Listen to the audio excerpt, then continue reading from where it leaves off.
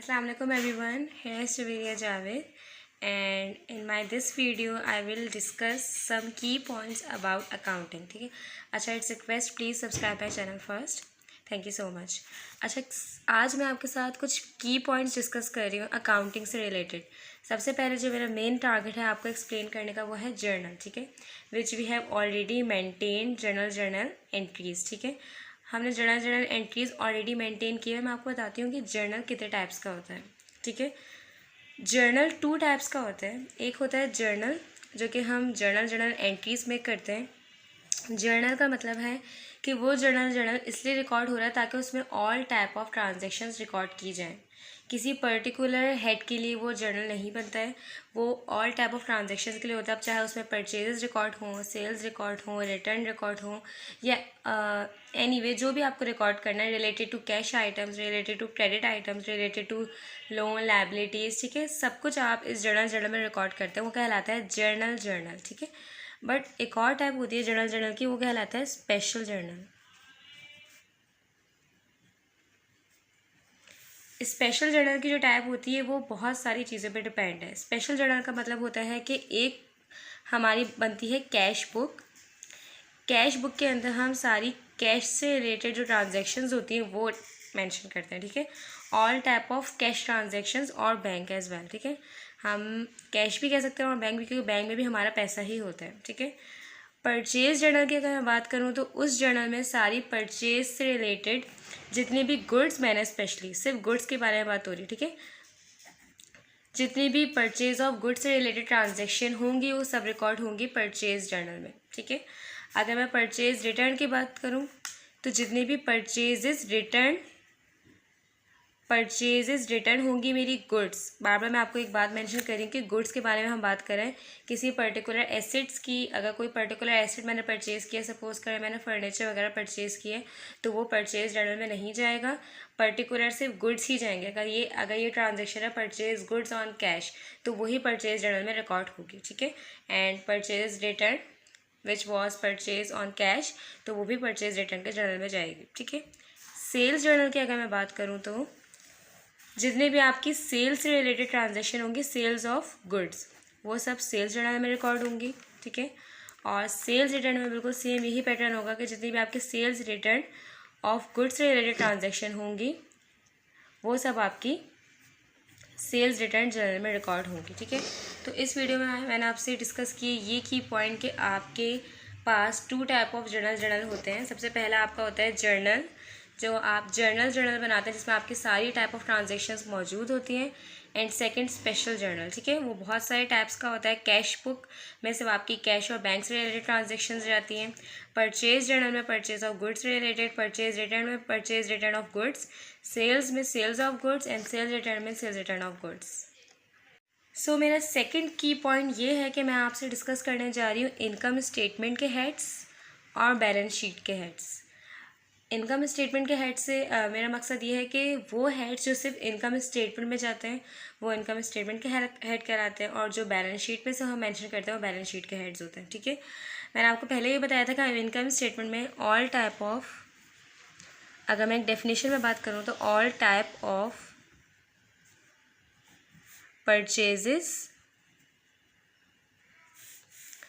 Sales and expenses और other income.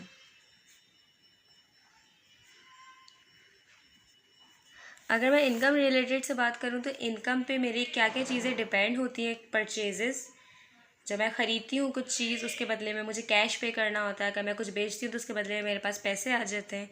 और expenses जो मैं अपनी इनकम से ही पे करती हूँ. ठीक है, और कोई other income, commission income, suppose कीजिए कुछ भी इनकम, अदर इनकम से रिलेट कुछ भी हो सकता है. ठीक है, वो आगे हम और डिस्कस करेंगे कि इनकम की जो भी टाइप्स होती हैं.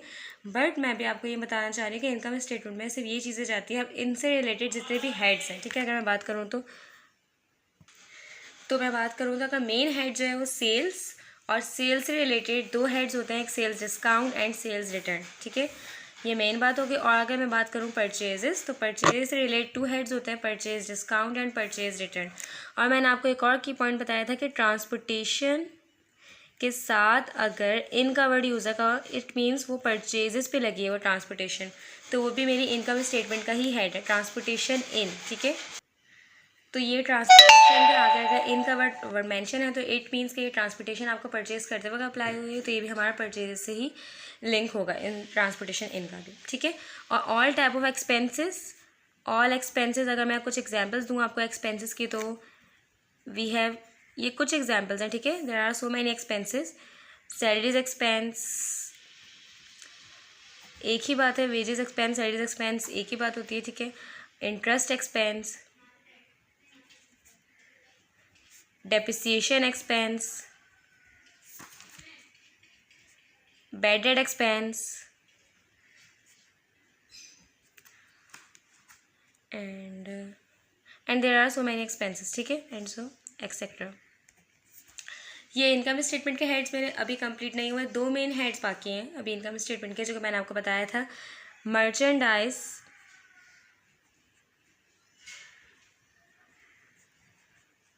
Inventory,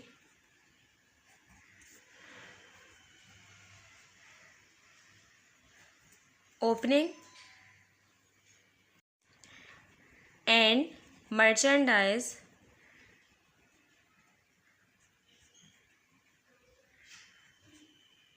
inventory ending. Merchandise inventory opening हो या मर्चेंडाइज इन्वेंट्री एंडिंग हो, दोनों इनकम स्टेटमेंट में मेंशन होती हैं। ठीक है, मर्चेंडाइज इन्वेंट्री को हम ऐड करते हैं ओपनिंग को, उसमें हम सारी परचेजेस ऐड करते हैं। ठीक है, उसमें से परचेज रिटर्न अगर हमें लेस करना होता है तो हम लेस करते हैं, डिस्काउंट ये सब लेस करते हैं। तो उसके बाद आती है हमारे पास टोटल परचेजेस। टोटल परचेजेस जब हमारे पास आ जाती हैं तो उसमें हम ओपनिंग इन्वेंट्री जब ऐड करते हैं तो हमारे पास आती है goods available for cell.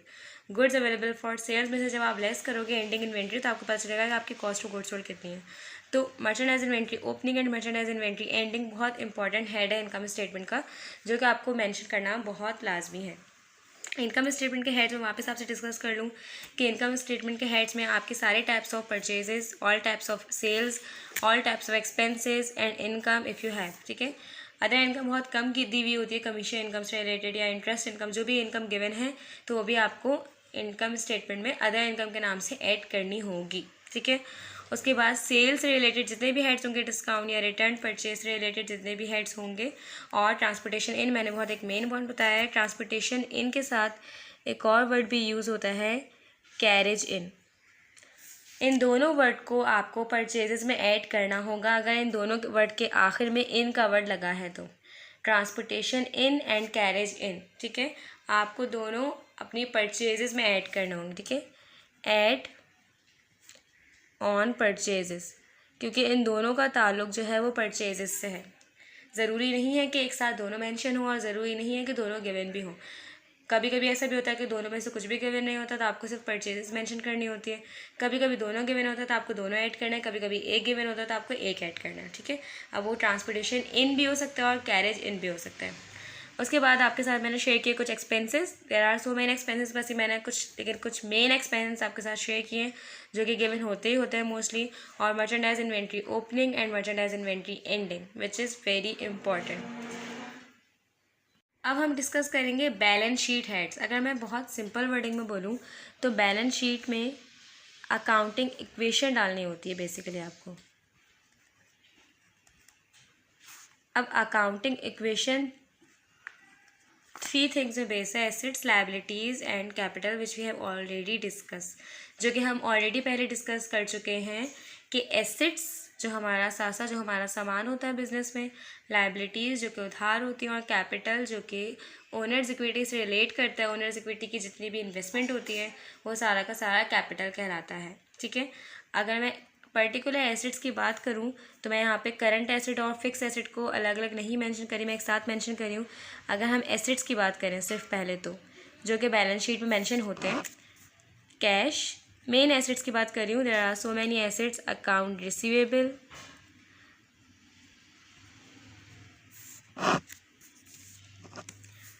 Prepaid,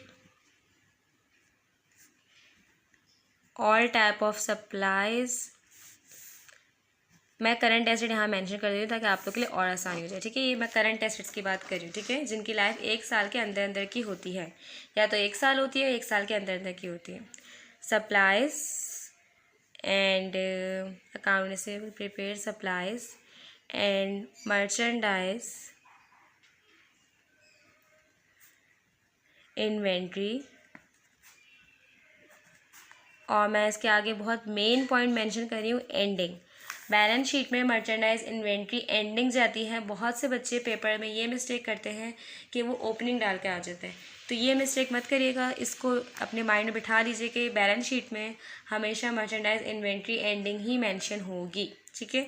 अच्छा, सप्लाइज से मेरी मुराद है all type of supplies, all type of supplies. और रिसीवेबल से मेरी मुराद है all type of receivable. Note receivable, income receivable, account receivable, any type of receivable, कोई भी ऐसा रिसीवेबल, कोई भी ऐसी अमाउंट जो कि आपको आगे जाके रिसीव करनी है, वो रिसीवेबल कहलाती है। वो आपकी अपनी ही होती है, वो आपका अपना ही एसेट है, तो उसको आप बैलेंस शीट में मेंशन करेंगे, ठीक है। ये बहुत मेन और बहुत कम मैंने करंट एसेट्स आपके साथ शेयर किए हैं। There are so many current asset which we have discuss now. अब मैं अगर बात करूँ तो नॉन करंट भी कह सकते हैं हम उनको। नॉन करंट एसेट और fix asset,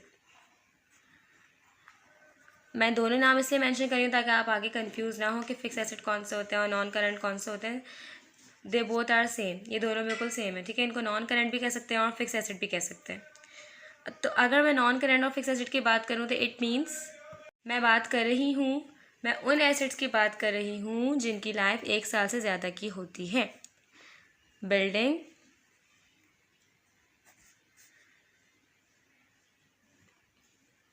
furniture, land,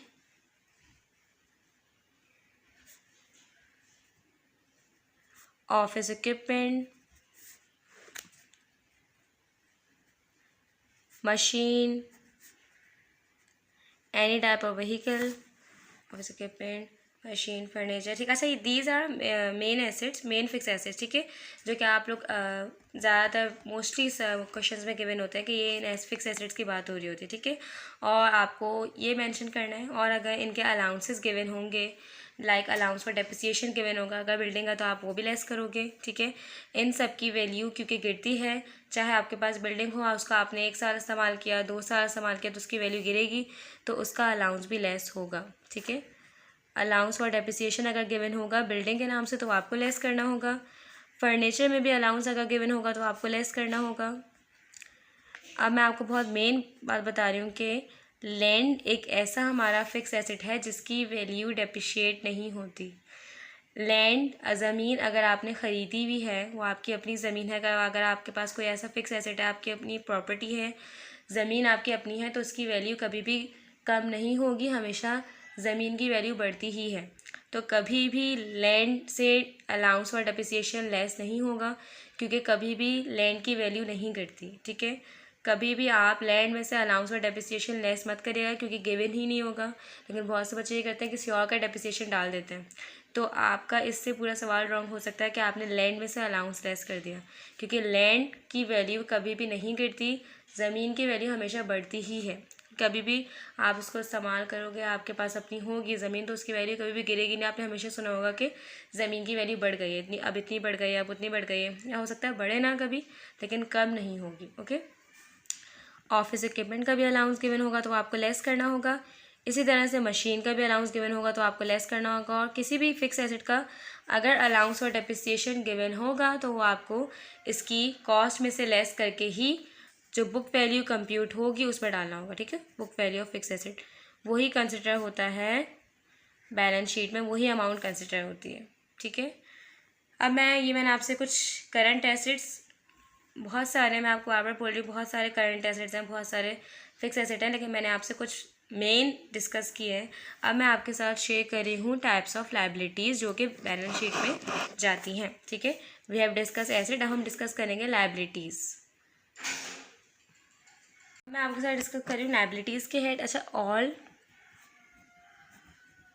type of payable, मैंने पहले भी आपको बताया था किसी भी किस्म का अगर पेबल होगा, पेबल का मतलब होता है एक ऐसी अमाउंट जो कि मुझे पे करनी है, मैंने पे नहीं की at the time of payment.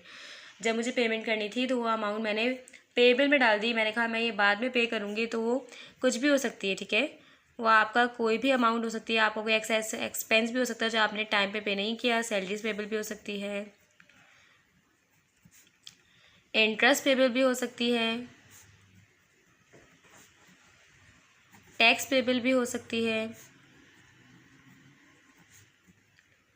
Note payable भी हो सकती है,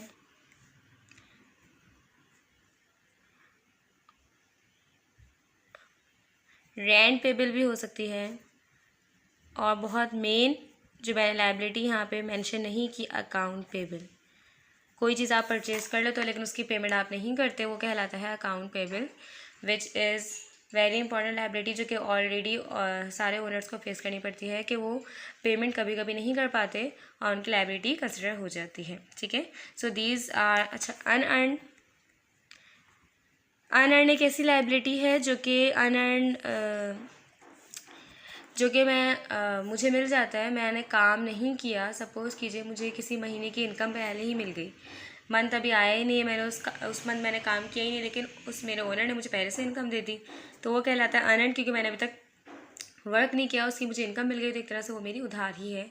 वो मेरी एक ऐसी इनकम है जो मैंने अभी तक कमाया नहीं लेकिन मुझे मिल गई, तो इसलिए वो उसको मैं अनअर्न कंसिडर करती हूँ, ठीक है। एनी टाइप ऑफ लोन, किसी भी किस्म का लोन अगर होगा तो वो भी आपकी लायबिलिटी ही है, वो आपको बाद में पे करना है, ठीक है। लॉन्ग टर्म भी लोन हो सकता है, शॉर्ट टर्म और लॉन्ग टर्म, लोन की ड्यूरेशन कुछ भी हो सकती है, ठीक है। सो ये लायबिलिटीज़ मैंने आपके साथ डिस्कस की। अब मैं आपके साथ डिस्कस करने जा रही हूँ बैलेंस शीट का थर्ड और लास्ट हेड, कैपिटल, जिसको हम ओनर्स इक्विटी से भी कंसिडर कर सकते हैं। कैपिटल और ओनर्स इक्विटी, ठीक है, हम दोनों वर्ड यूज़ कर सकते हैं इसके लिए। कैपिटल एंड ओनर्स इक्विटी की एक कंप्यूटेशन है जो कि हमें करनी होती है बैलेंस शीट में, वो कंप्यूटेशन मैं आपके साथ शेयर करी हूँ। सपोज़ कीजिए कैपिटल गिवन है, ये मैंने अमाउंट लिख दी कैपिटल की, ठीक है, और अगर क्वेश्चन में आपके पास ड्राइंग गिवन है तो वो कैपिटल में से लेस होगी। ड्राइंग हमेशा कैपिटल में से लेस होती है क्योंकि वो जो हमने कैश विड्रॉ किया होता है अपने प्राइवेट यूज़ के लिए, वो ओनर का नहीं होता, वो ओनर ने अपने प्राइवेट यूज़ के लिए कैश विड्रॉ किया होता है, वो कहलाती है ड्राइंग। जो मैंने आपको बताया हुआ है कि ड्राइंग का वर्ड हम किस लिए यूज़ करते हैं, जब भी ओनर विड्रॉ करता है cash from bank for private use, ठीक है, तो हम ड्राइंग का वर्ड यूज़ करते हैं, तो वो कैपिटल का हिस्सा नहीं होता क्योंकि वो बिजनेस पर्पज से रिलेट नहीं करता, वो जो उसने विड्रॉ किया होता है अपने पर्सनल यूज़ के लिए, तो वो मुझे कैपिटल में से लेस करनी होती है। तो मेरे पास आता है कैपिटल, ठीक है, टोटल कैपिटल की मेरे पास अमाउंट आ जाती है, उसमें मुझे नेट इनकम जो मैं ऑलरेडी कंप्यूट करके आती हूँ ऐड होगी अगर वो नेट प्रॉफिट होगी, ठीक है, ऐड नेट प्रॉफिट, ऐड करके आपको टोटल कैपिटल या टोटल ओनर्स इक्विटी या टोटल इक्विटी, कुछ भी आप बोल सकते हो, वो आपको पता चल जाती है अगर ये नेट प्रॉफिट होती है, ठीक है, तो आपको ऐड करनी होती है। अब मैं दूसरी कंप्यूटेशन आपके साथ शेयर कर रही हूँ। अगर नेट लॉस होगा तो आपको फिर क्या करना होगा, ठीक है, सपोज़ कीजिए कैपिटल है, उसमें से आप लेस करोगे ड्राइंग अगर गिवन होगी तो आपका आ जाएगा टोटल कैपिटल। टोटल कैपिटल में से अगर नेट लॉस हुआ है तो हमेशा याद रखिए नेट लॉस आपके टोटल कैपिटल में से लेस होता है क्योंकि वो आपको अपने कैपिटल में से पे करना पड़ेगा। उसके बाद आता है आपको टोटल इक्विटी। मैंने दोनों कंप्यूटेशन आपके साथ शेयर की ताकि आपको पता चले कि अगर आपका नेट लॉस है तो आपको क्या करना है और नेट प्रॉफिट है तो आपको क्या करना है। बहुत सिंपल है, नेट प्रॉफिट तो आपका ऐड करना है, इसमें अगर कुछ नहीं लगा तो मैथ्स वाला रूल है, इसमें प्लस लगाएं, और अगर ब्रैकेट लगा है तो ये इसमें माइनस है, ये वैल्यू इसमें से लेस होगी, ठीक है। तो ये मैंने आपके साथ कुछ की पॉइंट्स डिस्कस किए about income statement heads and balance sheet head. Income statement और बैलेंस शीट के हेड इंडिविजुअल हैं, अलग अलग हैं।